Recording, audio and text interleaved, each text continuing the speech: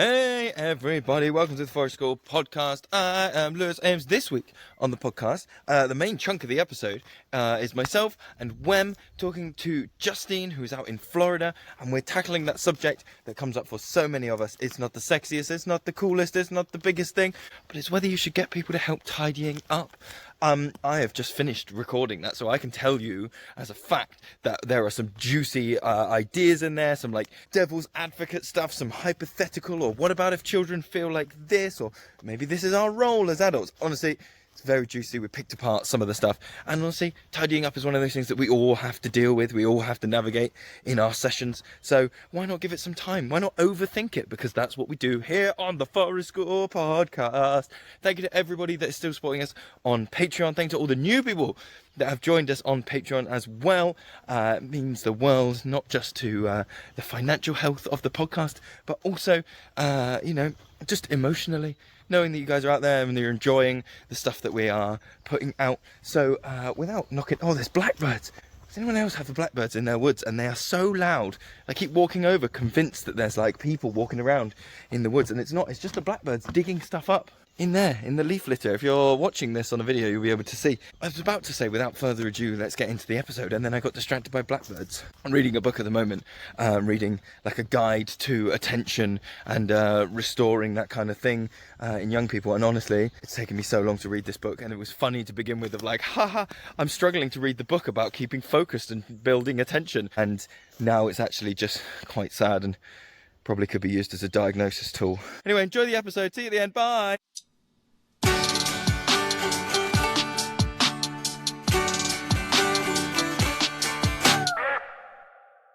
If I am slightly distracted, it's because I'm burning out the wood from... We've made our most recent pizza oven in the woods, and so we made the frame out of wood. And so I've been burning the wood out today, but because the wood is in there, it doesn't draw properly. So if I keep looking over to my right, it's because I'm looking at the chimney off the top of the pizza oven to see, like, is the smoke coming out? Which it is. It's white smoke because I've been elected Pope, which is now the thing. So welcome everybody to the show. You have been blessed by me, Forest School Pope. We're here with Justine. Maybe if I can tell people listening that you and I linked up after, was it last month or a little bit maybe longer ago? We were both speakers on Peter Gray's, I don't know what he calls it, his like Substack webinar monthly thingy, and we were talking about facilitating free play with kids, and then we kind of linked up over email afterwards because I think we both were like, oh, I had more to say, but it wasn't my space to say it in. This is our space to say it in. Here we are. So for people that haven't come across you and your work, can you tell people who you are and what you do and, what's going on? Yeah. Thanks so much for having me. That was fun to meet you in that setting, face-to-face, I guess, through the Zoom platform or whatever we were on. I'm a longtime educator and just in the conventional classrooms and schools as a teacher and a principal, something just like wasn't right inside me anymore, and I needed to make a big drastic change. So I took some time off to align my head and my heart, and I researched lots of different approaches, agile learning centers, self-directed education, forest schooling, and all of that was kept coming to the top as I was learning and studying and thinking about my own pedagogy. And so I opened Curious and Kind Education, which is in Sarasota. We opened in May of 2023 and did a little pilot, and then are now in our second school year. And we enroll homeschool students in this like child's wonderland place full of autonomy and play, obviously self-directed.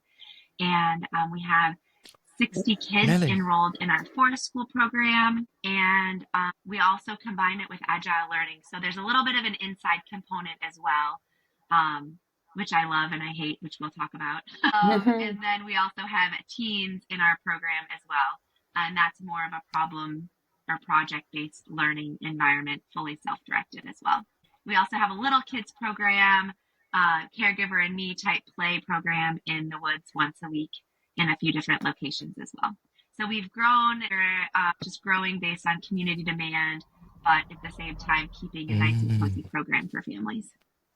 Wow. Can I ask what's the kind of general attitude towards like home education where you are? Is it something that is growing? Is it something that is seen as quite unusual still, or what's the vibe? Yeah, so Florida is probably leading the way in the United States, just with a few other states. We have what's called the educational support dollars, or the money that follows children. So homeschooling or home education kids and families can get a certain amount of money through a scholarship program to educate their children. And so 80% of our kids pay through this scholarship funding.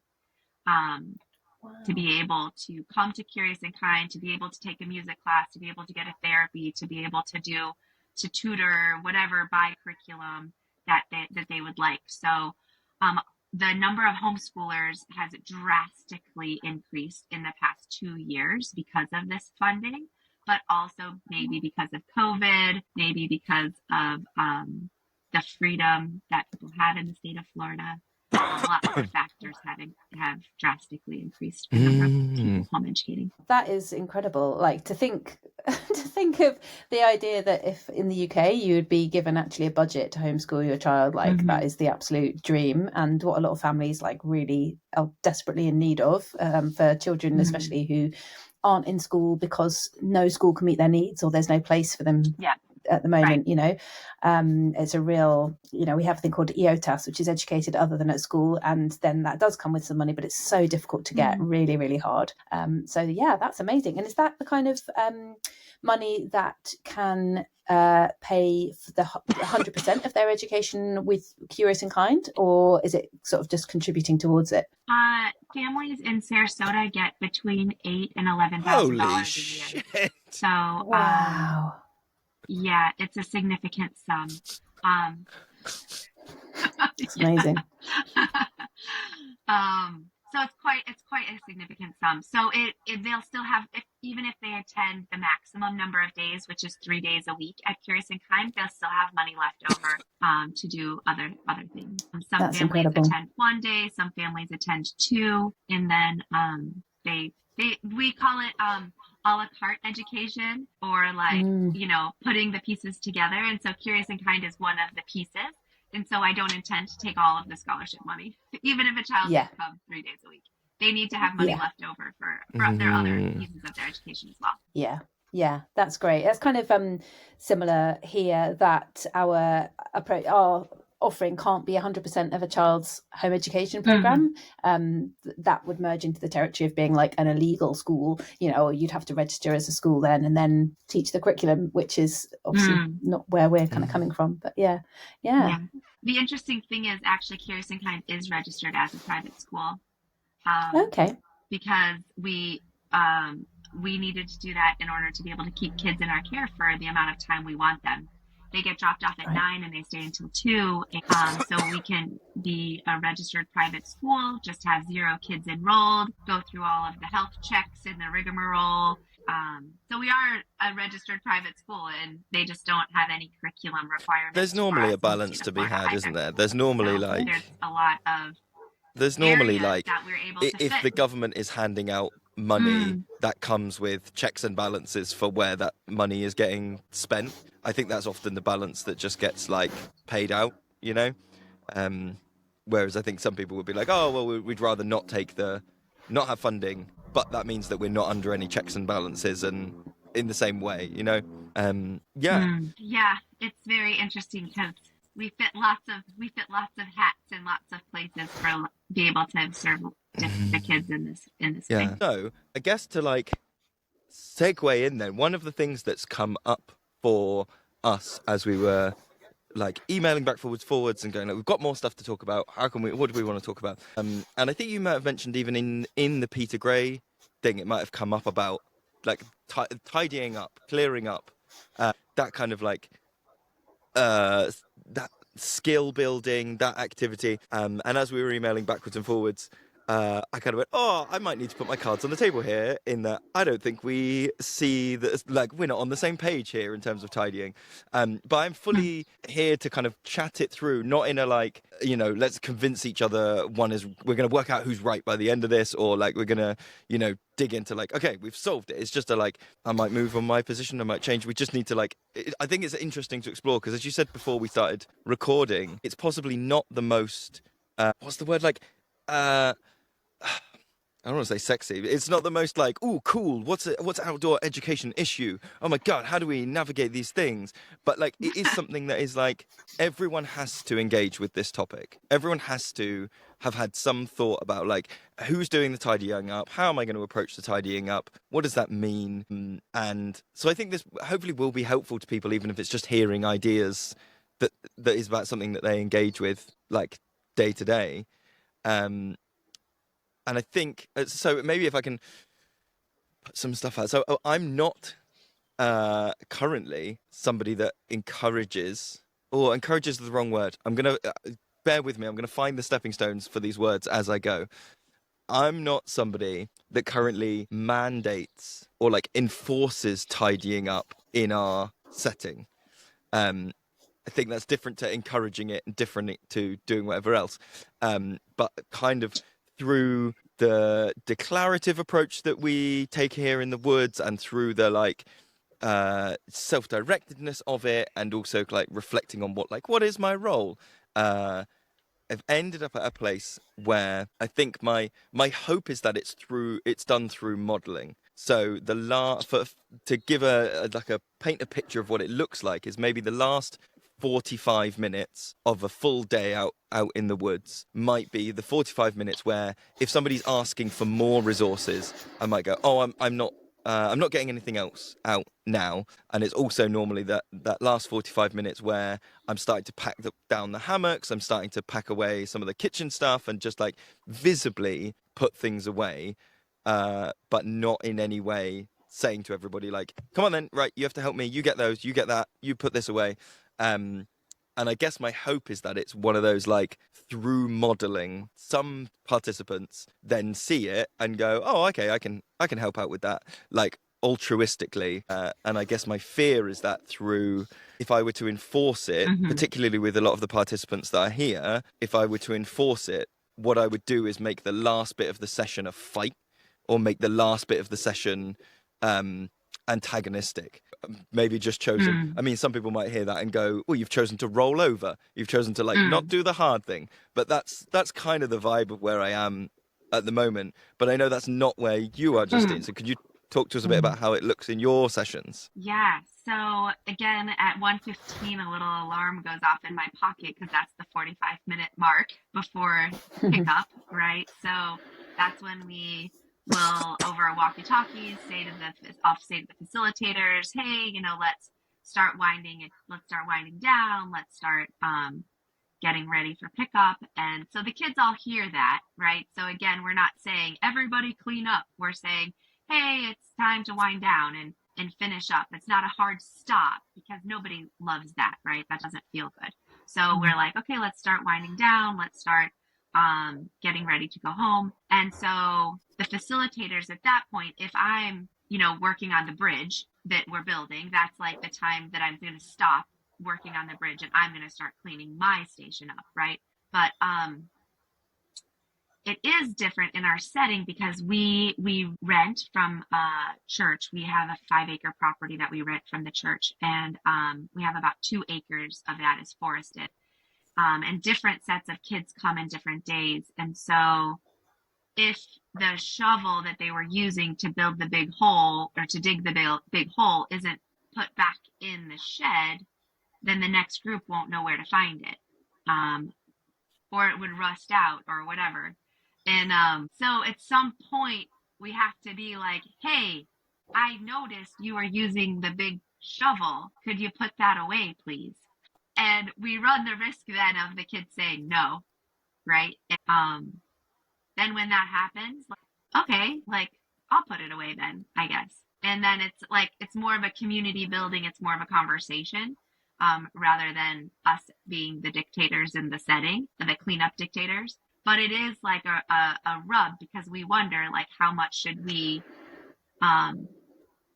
enforce upon them, and how do we build the community of care for the materials that we share, all of those questions. You read the book Summerhill, right? I'm sure. Where he talks about how he left the tool shed open, and then all the tools ended up gone and disappearing, and then he couldn't do anything. So then he resupplied this tool shed and he locked it, but that didn't feel good to him either. And so he's like, wait, that's not what I'm about. So then he ended up having some sort of monetary expense. Like, if you lose the shovel, you have to pay for the shovel. And I was like, oh gosh, I can't do that either. That's just way too much management on my side. So I can't remember in Summerhill, maybe you remember where it ended with him, but that's kind of the struggles that we have.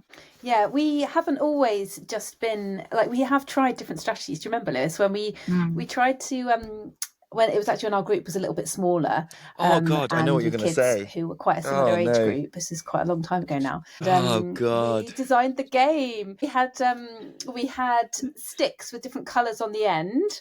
I think there was even a little song that went with it. Not a kind of like it's tidy up time kind of toddler based song. They were maybe were they about 9, 10, 11 age, the kids, I think. And we would decide together. Okay, well.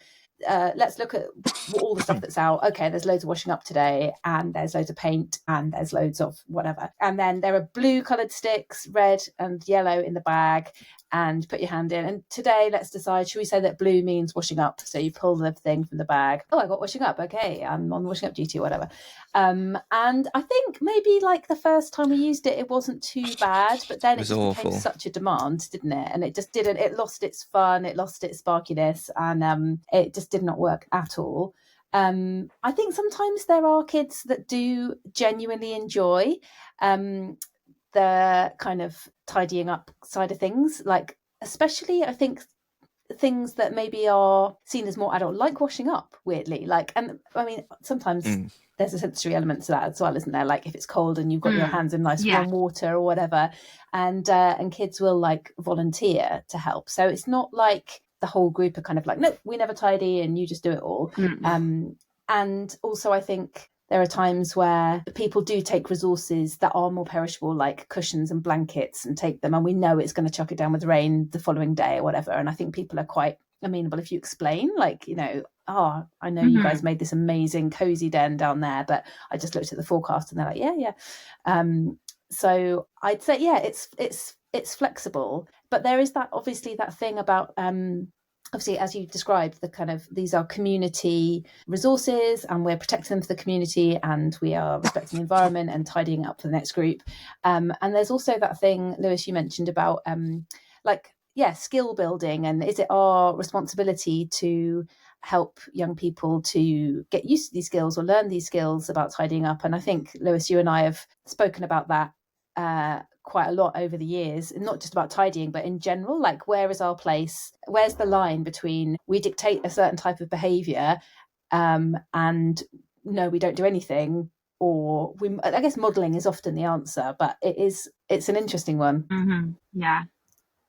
I like that you shared your evolution of thinking through the adult contrived system, right, of the sticks in whatever. Because we've even asked the kids, we're like, well, what kind of system do you want for cleaning up? You know, and we haven't really gotten very far. No one ever is like, oh, we want a stick system with a song. You know, they're not going to say that. They don't want that.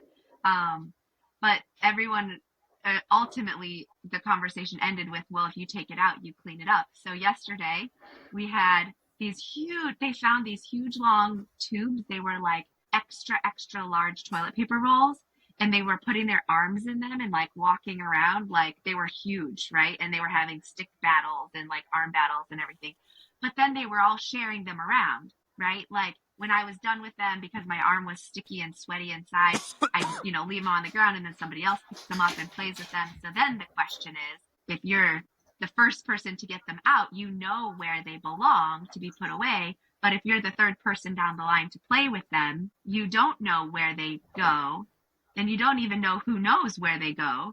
So then these questions emerge. Well, if you get it out, you're not always the one responsible to put it away. And then the complexity arises.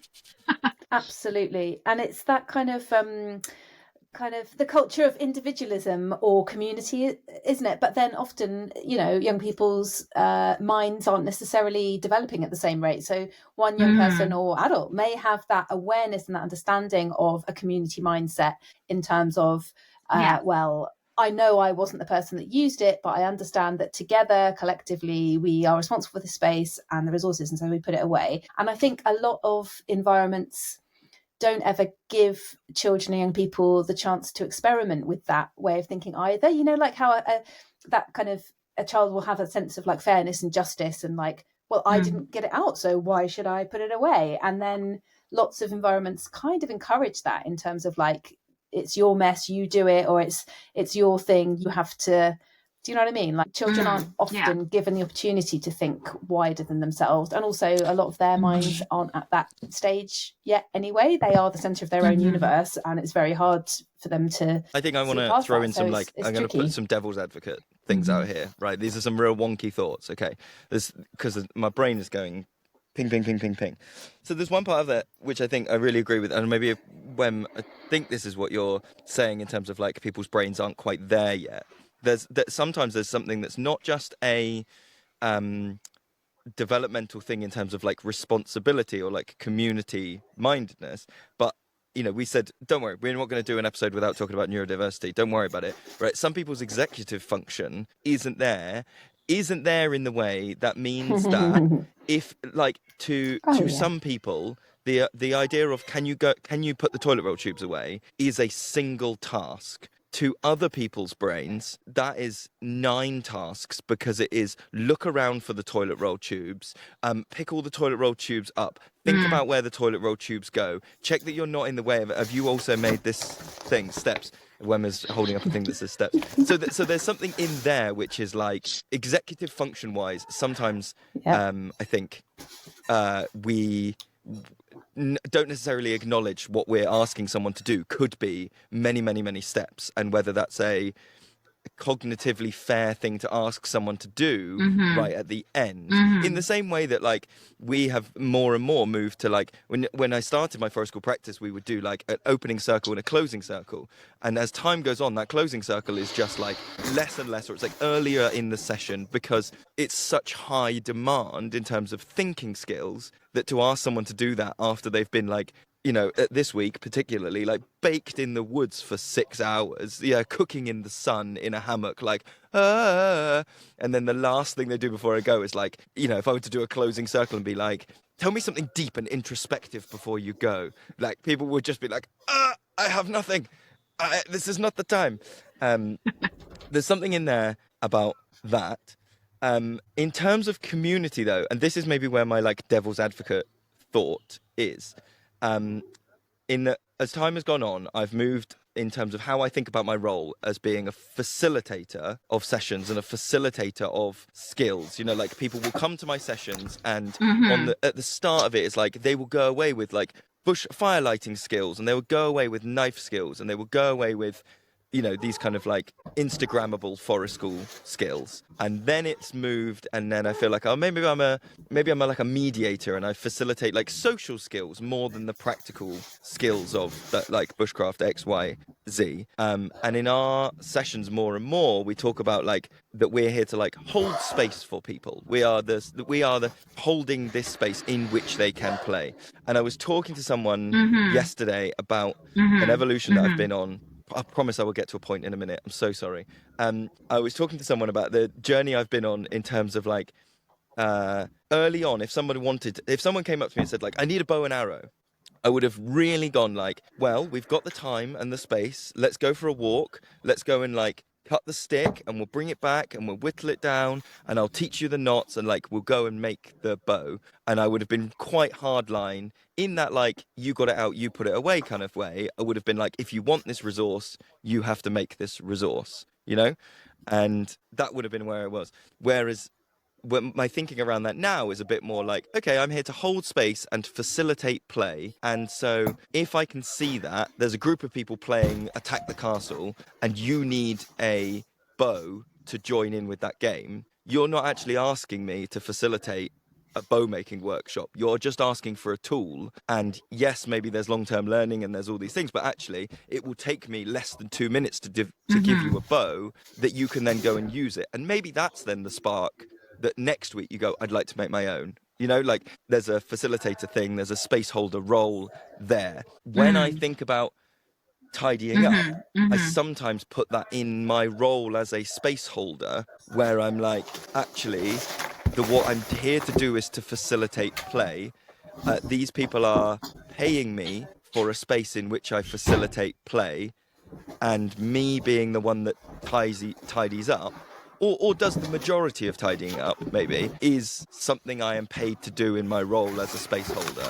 Like, and that's maybe a slightly devil's advocate thought there, to be like, actually, that's in my job description, not theirs. How does that land with you, Justine? And I realise that's like a 10-minute waffle, but any of that. Yeah, for sure. I think it's true. Like, there are some spaces I know that the kids scrub the toilets and the kids like take care of all the dishes in the sink and all of those things. We are not that space either. So we're not to the point where the kids have to clean everything up. I don't think that's fun. But if somebody loves to do dishes in the bubbles, then of course they get that opportunity. We don't deny them of it. But I think that that idea of I am paid to create a space, right? And what does that space look like and feel like and sound like? So I do think there is I do enjoy taking that role, right?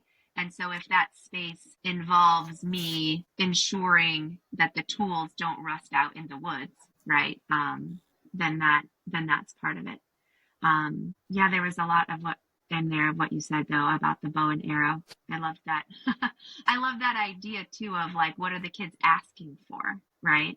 Are they asking for a neat and tidy space, you know, or do they not care at all? I'm convinced I could do a good line of merch if I did a line of merch that just said, so we often, it's not a mess, I'm just leaving play cues out. Because that's what it becomes, is like, oh, the shovel's in the wrong place today.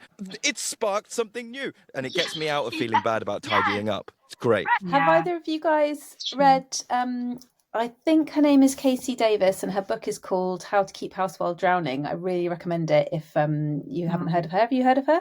No? She does a really good line in re-educating about tidying as not a moral issue. And I think there is so much interesting stuff to unpick there, because and she also tries to persuade you through this book that actually you should not be working for your space. Your space is there for you. Like your space is there to work for you. And I think that completely applies about forest school. It's like, whose idea of tidy are we working towards? That we have often as adults been sort of educated and socially educated to equate mess with failure or shame. And so obviously, you know, it's a childcare facility. There are certain kind of healthcare and safety standards you've got to live up to in terms of cleaning and things like that. But beyond that, it's kind of like, yeah, we get, Lewis and I, when we've had visitors to the woods who are like new, we've both expressed this kind of like house proud feeling, like, oh, but we want people to arrive and be like, wow.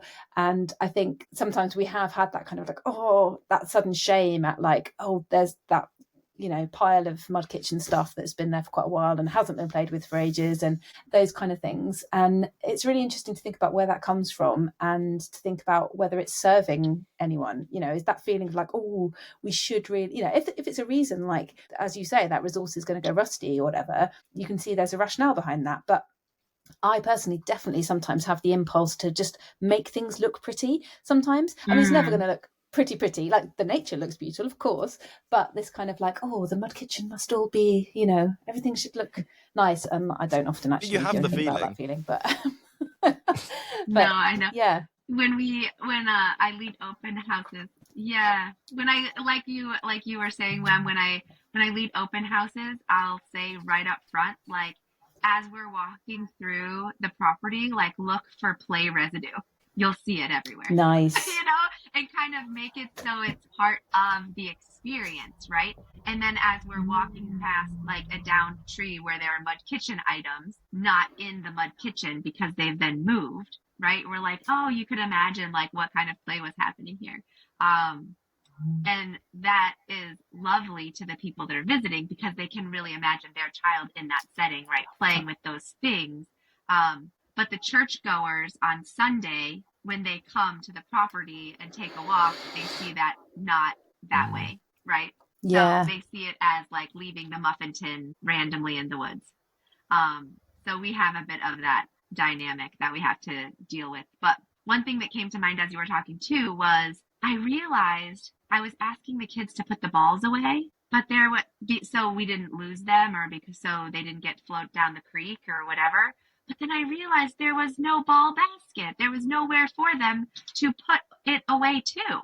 And so I feel like that was part of our issue is like, there is no, when you're tidying the mud kitchen, there's not like labels of like where to put things. And so if you are neurospicier, it does take you 7 steps. It takes you even more because you're just living in a state of confusion of like, I don't even know like where this came from or where it goes. So we've had much more success now with the balls because we have a ball basket and it's clear. Oh, like put them here instead of just in the mudroom or on the shelf or wherever. I don't. That is such a good point to make because that. I want to disagree. I want to disagree.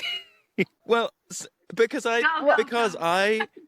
maybe this is like no, not fully disagree. Like I understand the sentiment and I understand that thing of like knowing where a thing goes potentially makes, if you're being asked to tidy up, then knowing where the thing goes then makes that thing easier. But I also think there's something in there about like when we're saying about the space working for you and it being like a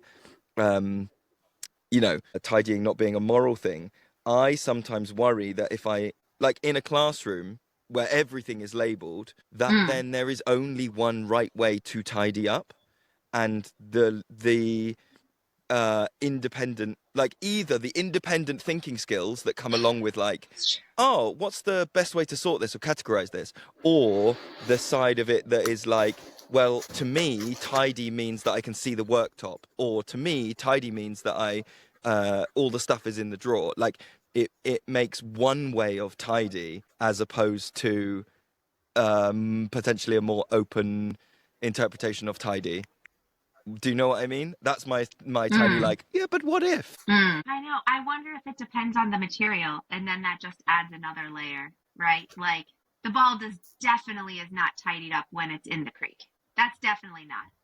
Like we can all agree, right? But then like where exactly the ball lives, like I wasn't really caring before, but because it didn't have a spot, I feel like it was very vague. And so the creek was allowable, right? In some weird way. Yeah. I don't know. And then it was fun, but it's true. It could depend what it is too. And if somebody else needs to find it in the future, I don't know.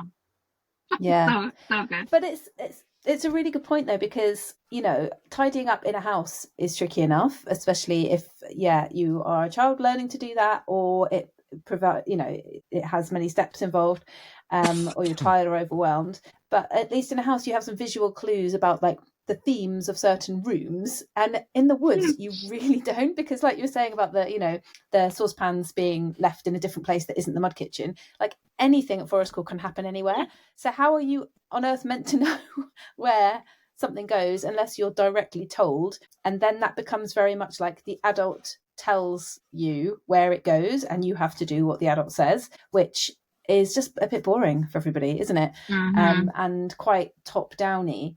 I loved what you said, by the way, about I love that phrase, play residue. I thought that was a great phrase. Like we often say the remains of the play. But I really like play residue.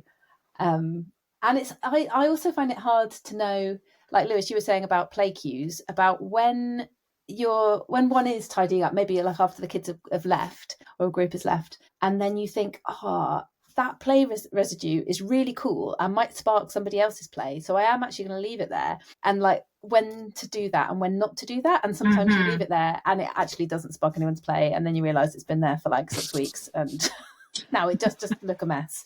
Like you obviously can't know, can you, what's going to spark fresh play.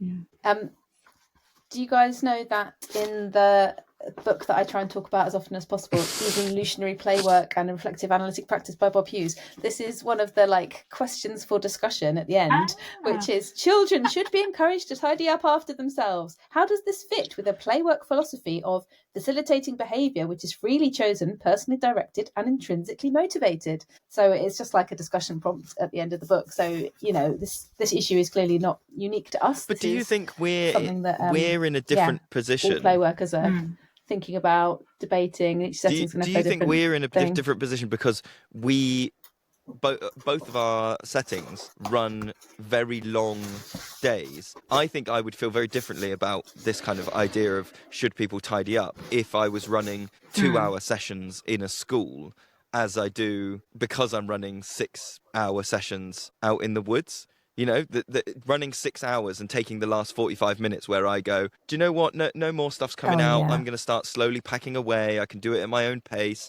I can model it. It's such a, like, maybe a luxury as compared to if you were in a school and you've only got 2 hours to take 45 minutes at the end to slowly pack away is almost half your session. You're under different, pressures, different, like, timetabling things. And so, the needs are different, and I think that's something that if people are listening to this and going like, no, they have to tidy up, or have to like, and maybe what I would encourage in that situation, I think it's really resonated with me when the idea of like tidying not being a moral thing, because maybe that's something that I find disingenuous. Is I think there's a lot of talk about tidying up as a moral issue, and maybe not acknowledging that like it is also something that is like incredibly convenient for adults running sessions and saves them time and takes stuff off of their workload. Like just acknowledging that is maybe a driver subconsciously, yeah, but I think there's I think there's somewhere else to go with that too. I think that it's a community issue, and I think raising awareness to like how you care for the community. So it's not that I want less work on my plate. Just to add another element to what you were saying, Lewis, it's like, how do you show care for the thing or the people that are coming next, or I don't know. So I think there's a community element too in there. I think you're right.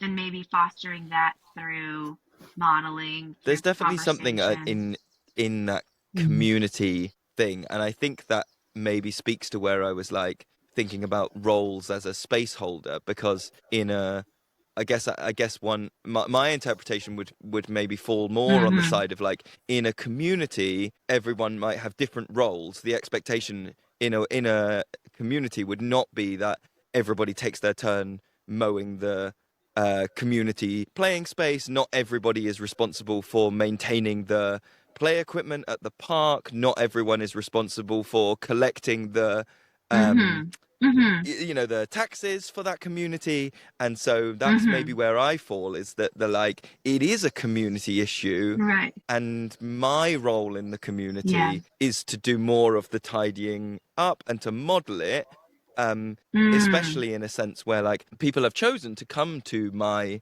to the sessions to a greater or lesser degree. You know, that it's optional. We're not mainstream schooling. Nobody's sent here by force. But have they signed up to that division of labour by coming? Or is that like something that I'm putting on them, possibly with like a little bit of undue authority and hierarchy, where they, this is a young person who has like been sent for, but like, would you like to go and do this thing? It's playing out in the woods. Yes. And then when they get here, then I'm like, rug pull. There's actually conditions to being here. So maybe that's where and that's just my own shit, is like, I'm like, oh, you haven't signed up to do this thing. My role inside the community is more of a tidier than maybe your role in the community, in the same way that like, my role in the community, because you could look at it the other way and go, just to like extend it in a different direction. I guess I wouldn't say that like the planning for the session is something that the whole community benefits from. Planning the activities and knowing what's on for today is like something where I'm like, you take a minor role in this and I take a major role in this, because that's my community role as a space holder. If I were to say like, well, if you didn't all plan something, you don't all get to play something. If you didn't bring a game, you don't get to do a game. Then I would be like, oh no, that's disingenuous. My role is to plan the thing. And so, yeah, that thing of like, that individualism that when you were talking about, of like, you put away your stuff, or like, I didn't get that thing out, and actually acknowledging to people that it is equity, not equality, in terms of community roles. Maybe.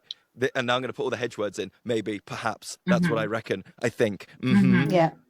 I just thought about something else that I've seen on social media. Have you heard about the notice and do approach? I just was looking her up to make sure I name checked her, but her name is Sam Kelly World is her Instagram handle, and it just came up for me. And it's kind of harks back to what we were saying about like, is there a certain set place for certain things? And so her whole thing is about invisible load of like running a house. She's talking about a household, not obviously Hogwarts, but she's talking about kind of teaching children about the invisible stuff that happens that just, let's face it, like mostly women in a home would do.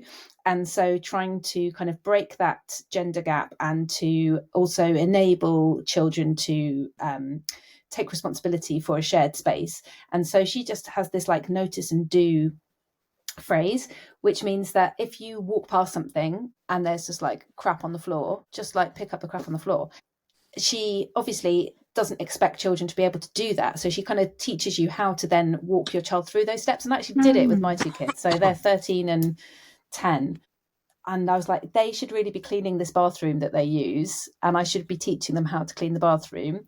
And I tried this like notice and do thing. So I was like, first of all, just stand in the door and just look, like, what do you notice? What do you notice that maybe needs changing? And it's really interesting to actually then hear what they see, because one of them sees stuff the way that an adult might see it, and other people are like, there's that thing. So that kind of plays to people's strengths and their development, I think, because then like encouraging people to notice and do almost meets them where they are. Obviously, the skill of noticing and doing needs to be taught and modelled and shown and talked about. But for some people, if they don't notice a lot of things, then how do you expect them to tidy? But also you are encouraging them to notice some things that they do go, oh, I do notice that thing, that tool is left out and actually might hurt somebody, so I'm going to put it back where I should have put it before, or whatever. And I'm quite interested in it as a phrase that is perhaps a little bit more achievable for children, that like, just notice and do, just get into that habit of looking after the space equally, that we're all using a place, so we should all notice and do, rather than like, here's a chore chart, or this time of day is tidying time, or whatever. What do you guys think about that? Yeah, I don't think anybody wants to do bad things, or wants to not notice things, or wants a dirty bathroom, or right? I don't think anybody wants that. I think we all agree that people are inherently good, right? People are inherently like want to have fun, they want to play, they want to explore, and in their exploring, I feel like that's a great skill to have as well, like just noticing. And some kids notice the tiny bugs, right? And some kids notice when there's a wrapper on the ground, right? Trash. And other kids don't ever notice the tiny bug, or don't ever notice the wrapper. And so a lot of times we'll say, we'll just bring awareness to like the trash in the area, and everyone just take a minute to like take a look and see if you can find a few pieces, and help out. But it's never like everyone has to pick up trash right now, But I do think that helps just to increase the skill set that they may have from whatever point they're at. I really like that aspect of what you said. But at the same time, you can't see it for them, right? And I don't think I don't want to strive to notice it for them, like wherever they're at. I can just say what I notice. Right? How do you guys feel about the idea that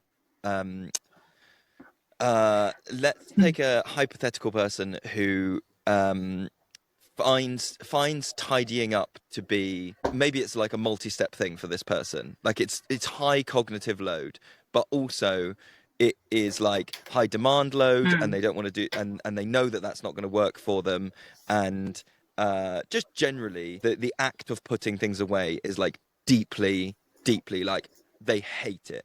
How do you guys feel if that I don't know what you mean, Lewis. I don't think there's anyone like that, surely. Like, no one. Who could that be?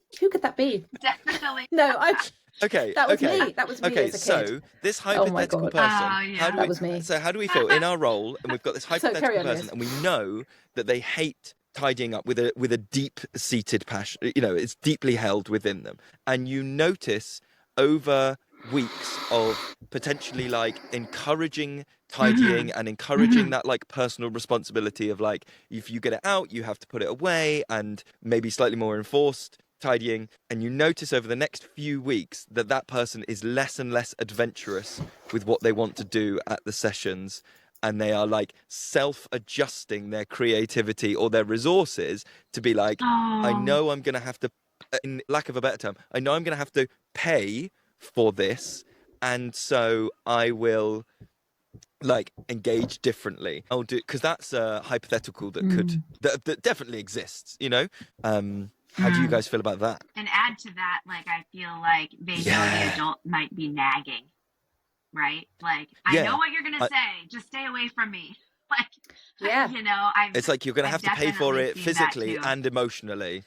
And absolutely, it's that moral, and be judged by everybody and be for not judged, doing it when you really can't, you know, like it's a can't, not don't want to. And I don't think that is acknowledged in enough spaces at all. That I think that comes back to that sense of shame, and like everybody else is doing it. What makes you think you're so special that you don't get to tidy up? Without that acknowledgement that actually for some people it is really, really, really hard. For either demand reasons, executive function reasons. I think that description probably sums up why, Lewis, through our practice over the years, we haven't ever come down on that really hard, like, you have to do it. You know, it's like meeting each person where they are at the same time as holding a community space. It's trying to get that balance right. I don't know. What do you think, Justine? I think what you said resonates a lot of, it's not that they won't, right? It's just that they can't for some reason, or don't want to. I don't know. But I think that, there was one that I have some regret for my words earlier this school year, and as I've gotten to know her more and more, I just love her so much. But I do feel so sad about some things I've said to her in the past about, she's the type of kid that just everywhere she is, there's just an explosion like of stuff, whether it's from her own backpack or it's from other people's things or whatever, and she just like walks around and it's like constant explosion for several hours, right? And so I definitely maybe said a few things that I regret came on a moment, and we've had a conversation since, and I've apologized a few weeks later upon reflection, but it is that struggle. I don't want her because she's very creative and she just has so much joy in her life, and I realized that my words did squash that a bit, you know, earlier on in the school year. And so it's like, oh wait, no, that's not what I want to do. That's not my purpose. I want her to have as much joy for as long as possible throughout her whole life, and I want her to be as creative with all of the things. And I just realized she needs that support, right? To be there to like put all the pieces together. She's the one that leaves with half her stuff and her lunchbox still full, or in wherever in the woods, and we have to go find it. But that's where she's at, and she's 7, and whether she's 7 or she's 10 or she's 4 or whatever, that's where she's at. And so just bringing some awareness to that is better than the shame or the blame. Bringing the awareness to the adult even more so than the child. Maybe that's. Do you think it changes the expectation when people are going through that stuff? As I think, like, if you came out of a very, I quite often talk about like the situation that you have your early childhood experiences in, like educationally, often that is then when you hit like your early adult life is when some of the wheels fall off, because you realize that like not everybody who works hard gets rewarded, or like not everyone who's like good gets the best thing, and like all those little things that you get taught in your very easily contained like educational world in like a school, the best people get the gold stars and they get rewarded and whatever else, and like, or anyway, that sometimes that stuff hits the fan when you hit your like early adult life. And I think tidying is also one of those things where like the first time you live in like a shared house with other adults, if you have been someone who, like me, like had like a real big fawn response through their childhood of like, okay, I will do the thing, I will like be the teacher's pet that tidies up, I'll be the one that sharpens all the pencils, because that's what's good, and you're a good person if you tidy up, and everybody tidies up their own stuff. And then you live with someone, Dave, who does not put away their cups of tea, and there's like cups of tea everywhere, and you cannot make Dave put away his cups of tea. And like suddenly this like golden rule that I had been taught and experienced in my early life, you're like, what do you mean not everyone does it? What do you mean? Like, and you have to like undo all that potential like that learning that you've had to be like, maybe it's not an equal division of labor. It would be like it would only works if it works. Do you know what I mean? Like, as soon as someone doesn't do that in your adult life, the whole thing of like tidy up after your own stuff, you're like, well, that's not the rule for every adult. Oh no, the wheels have come off all my understanding. Yeah. What do you guys think about, like, I was just thinking about times where, this discussion about maybe we could say it's our job and we're paid to facilitate the space, therefore we take responsibility for tidying it. What about like acknowledging one's own needs as part of that community? So we talk about this sometimes on the podcast in terms of like what kind of interactions we are capable of having or would like to have in a particular day, like being honest about, I'm feeling really tired today, or when that happens, I'm upset now, and talk, being honest. And about like sometimes it's realistic to acknowledge that as facilitators of a space, sometimes we can become really overwhelmed, like explosions of stuff are everywhere, and it starts to rain, and you have to finish this cooking by a certain time, but there's a pile of stuff there that somebody might trip over, and do you know what I mean? That kind of like, actually you've reached a point where it's not manageable for you to just, I'm just facilitating the space and that's my job. Like for me, it's raining. The rain is starting to come under the parachute. People's bags are on the floor where they've just left them, and they're all beginning to get wet, and it's a sensory nightmare. And that's the point in my brain. I'm like, I just need everyone to put their bags on a bag. And and obviously I don't want to yell that at people, but that's how I'm feeling, because I'm just like completely overstimulated and overwhelmed. And obviously there might be an argument to say that we're a member of the community and that it's a great thing to express our feelings and our needs, and to say, would people help me out with this? But then also, because there's such a morality attached to tidying, you don't want to be and it's like a family issue as well, right? It's that kind of parenting, like, put your stuff away, and you don't necessarily want to put blame and shame onto the group members, and you don't want to become like like you said, Justine, like kind of nagging. What do you guys think about that? Like times where genuinely you do actually need help to tidy up? Yeah, this happened once. One of the facilitators shared that she was one day feeling because we also have a house on our property, and we have some indoor materials as well. Like, anything is an outdoor indoor material, but there's one room where a lot of the supplies live, and she was in another space, and there were kids in that space, and it just like literally went everywhere, and it was like an hour to go time like they had 15 more minutes until the call came over the walkie-talkie, and it was like not gonna be. She would just reach. She walked in the room and she was like kind of like that, like whoa. And she said she even felt like tears welling up in her eyes. You know, like this is not gonna end well. And knowing that she has only an hour after school before she needs to be somewhere else, right? So like all of these other things from her own life, like it's reasonable that she helps to tidy. That's expected, but not like this level that had just been created, right? And so she was able to like take a deep breath and able to like just call for reinforcement from another facilitator, and we were able to like get it done. But she did share that with the group, that she felt as part of the community, she is willing and able to take on a certain level, but like the level and the time of day just contributed to this huge amount of overwhelm. And I don't think she was sharing with the group to make them feel bad, but rather just to know how she feels. And they were able to say like, oh, I didn't think of it that way, right? And there wasn't any sort of, if you do that again, you know, because that's not the point either. It was more of like, she was visibly like gonna cry, right? And that was noticed. And so I feel like just a genuine like chat with the kids is also okay. Without the intention of disciplining or shaming them or ultimatums, just like a heart to heart, like I felt this way because it was this time, and like I have these other things to do in my life too, but I'm here to help and support. But that was a level that was just too much, right? Yeah.